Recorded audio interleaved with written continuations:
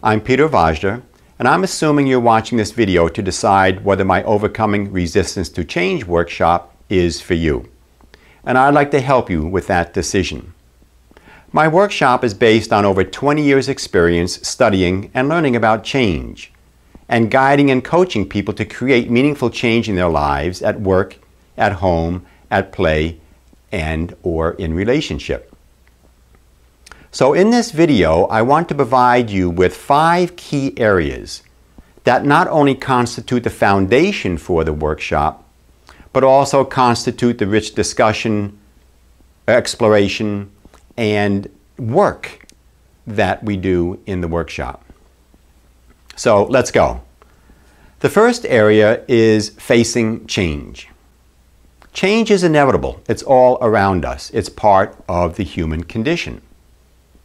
And I would bet there's a better than 50-50 chance that in your life right now, you're experiencing change in one or more of the life areas that are scrolling on the screen.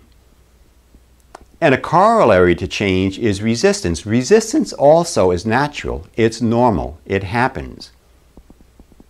And so the question we ask ourselves is, how am I dealing with change?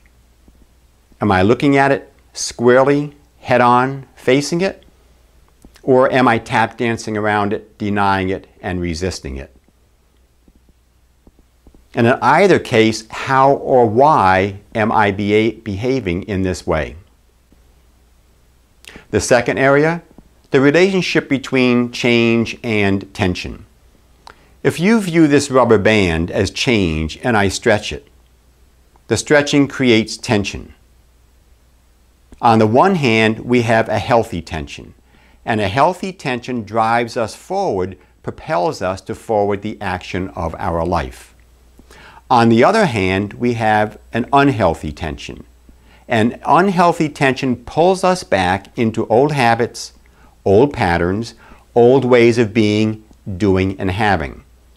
And these old habits and patterns are self-destructive, self-sabotaging, and self-limiting. So the second area we explore is the relationship between change and tension and how we deal with the tension. The third area is what's underneath resistance. When we resist change, we often spend enormous amounts of time, energy, and effort creating stories, excuses, rationalizations, and justifications for why I cannot or will not change. What we want to do is not just look at the stories, the rationalizations, etc., but we want to see what's underneath. And what's underneath? Fear. Well, fear of what? Fear of loss.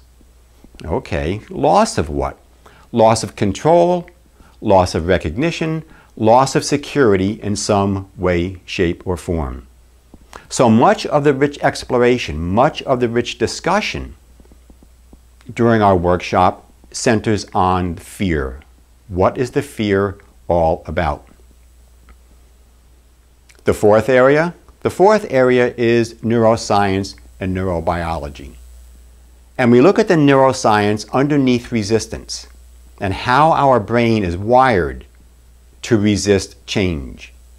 But we also explore the ways that we can create new neurological pathways that allow us to accept change from a place of positivity and a place of openness.